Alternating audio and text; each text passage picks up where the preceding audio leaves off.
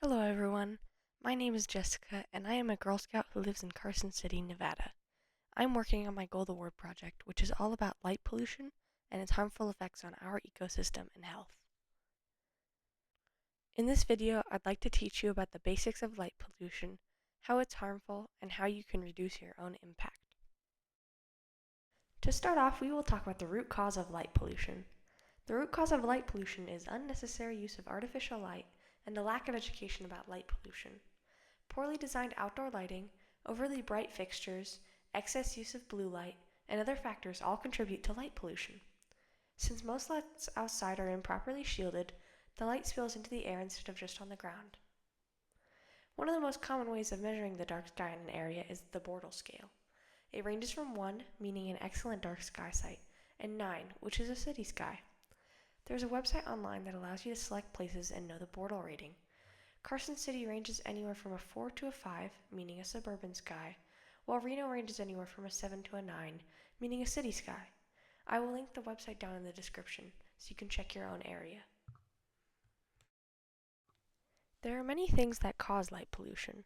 Electronic billboards can cause glare to drivers as well as flooding the surrounding area with light. Parking lots are usually overlit at night, wasting energy and filling the sky with light.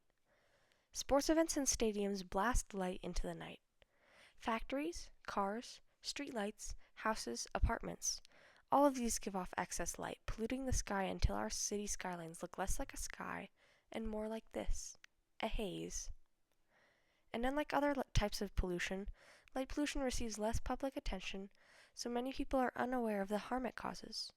This lack of awareness means that everyday habits can make the problem worse, and as cities grow larger, more light is being used, which spreads the light pollution further into rural areas, causing those pristine skies to vanish. As I'm sure you've noticed, light pollution has been getting worse every year, and our night skies are getting even harder to see. If you ever drive into any city, you may notice the huge ring of light when you approach it. I've definitely noticed it a lot recently where I live, but I wasn't always aware of it. Recently, I went to the Cosmos in the Desert event at the Lahontan State Park near Silver Springs, Nevada. It was a super nice event, and it opened my eyes to how bad light pollution was getting. While I was standing on the beach, I noticed a huge difference in the darkness of the sky from the northwest, where there are cities, and the southeast, where there were less people. The northwest, as shown in this picture, had a ring of light coming from the city. In comparison, this was the view of the southeast side. As you can see, light pollution from cities is impacting even rural areas. And it will continue to get worse if we keep going at the rate we're going. Fewer and fewer stars are able to be seen at night. This next picture is a map of the light pollution in the United States from the 1950s all the way up to now. You can see the drastic difference. Here's Nevada on the map. Compared to some other parts of the United States, we may not seem so bad, but the change is still concerning. If we zoom into the Nevada area, we will see this. This is a photo of the current light pollution in Nevada. As you can see, we're starting to get these red and pink areas where you can't see many stars at all. We're seeing fewer and fewer stars each year.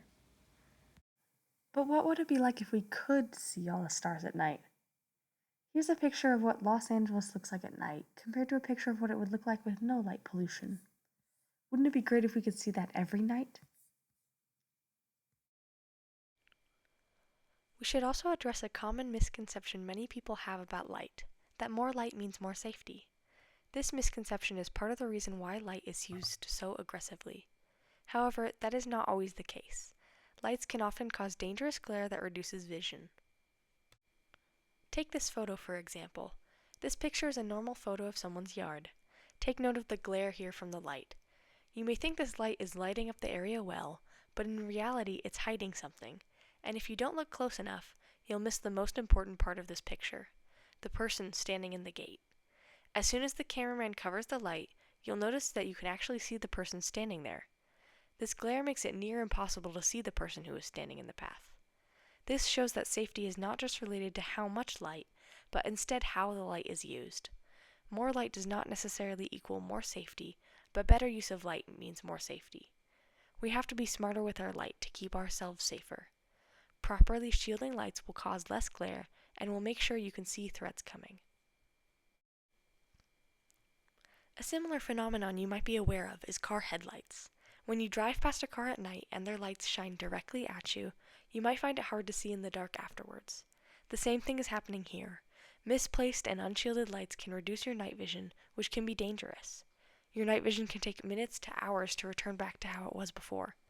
Additionally, due to the amount of light pollution in the sky, we never fully get dark sky adjusted, meaning we never really see as well as we should at night.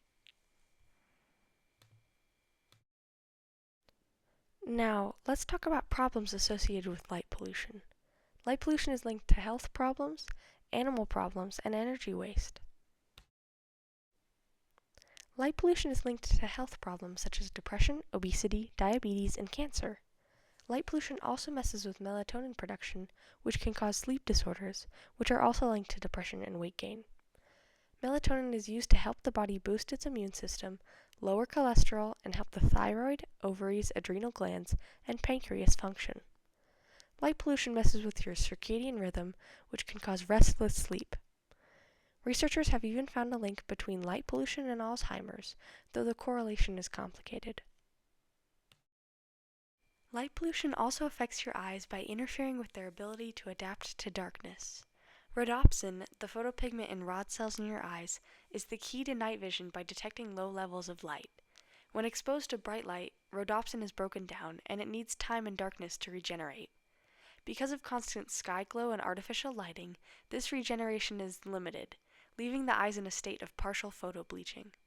Some studies suggest this could also contribute to the development of age-related eye diseases, like macular degeneration. Of course, light pollution doesn't just affect us, it also affects animals in our ecosystem. It affects animals by messing with their migratory patterns. For example, baby turtles often use the stars as a guide to the ocean when they hatch. However, coastal cities' lights confuse them, causing the baby turtles to migrate away from the ocean. This has caused over thousands of turtle deaths per year in Florida alone. Similarly, bird migration is affected by light pollution. Birds get confused by lights in cities when they migrate, causing them to crash into buildings or infrastructure. According to research conducted at the University of New Mexico, blue light significantly increases the risk of bird collisions with buildings, especially for nocturnally migrating birds. Frogs are also impacted by light pollution. Artificial light disrupts their mating calls, and some species even stop calling altogether, which has a great impact on the population of frog species. Many nocturnal animals, such as bats or raccoons, are also impacted by light pollution. The artificial light messes with their activity patterns and predator and prey interactions. Additionally, light pollution can disrupt animals' night vision, much like ours. Some nocturnal animals can get temporarily blinded by the light. Additionally, light pollution has incredible energy waste. According to the International Dark Sky Association, at least 30% of all outdoor lighting in the U.S. is wasted, mostly due to unshielded lights. This adds up to $3.3 billion wasted per year, and 21 million tons of carbon dioxide expelled per year. That's equivalent to the emissions of 4 million cars. Fully shielded fixtures can provide the same level of illumination on the ground as unshielded ones, but with less energy and cost. So the big question is, how can you help? There's lots of different habits you can form to help reduce your impact on the night sky. Small habits can make a big change, and there are many ways you and your neighborhoods can help. You can make sure all your outdoor lights are set on a timer or a motion sensor. You can reduce your screen time at night so that your circadian rhythm doesn't get messed up. You can replace all your lights with warm LED lights, which contribute less to sky glow than blue LEDs. You can buy downward-facing lights. You can buy shields for your lights so that they are pointed down. You can close your blinds at night, making sure all the light stays in your house and doesn't leak out into the night sky. You can replace your outdoor lights with red lights, which don't disturb your night vision while also giving you the ability to see. There's many ways you can do this. There's tape you can buy that wraps around the light. In this particular case, this person bought red brake light covers and placed them over their lights. It's very important for us as individuals to make a few changes to help our night skies, especially here in Carson City. Currently in Carson City, there's an ordinance that requires all commercial, public, multifamily units, office, and retail buildings to comply with certain lighting standards. However, residential areas are not required to do so. Dark sky lighting is recommended but not required. So here in Carson City, if you make even one small change to your lighting choices, you're making an impact on the night sky. If you're outside of Carson City, you can learn more about the lighting ordinances in your city by searching it up online or finding it through your city's website. If you're in Nevada in general, you can encourage your city, school, or HOA to get a dark sky certification from the Nevada Division of Outdoor Recreation. More info on that has been linked in the description. If you want to go even further, you could even join the International Dark Sky Association to help advocate for dark skies in your community. You will receive news about dark sky events, as well as how you can help. You can also join the International Dark Sky Association Slack, where you can meet new people who are also interested in protecting the night sky. And if there isn't a dark sky chapter in your state yet, you can work on starting one. More information is included in the description below. Thank you so much for watching. If you enjoyed the video or learned something, please like it and share it with others in your community. Our night sky is a precious resource that needs more advocacy. Let's make a change together.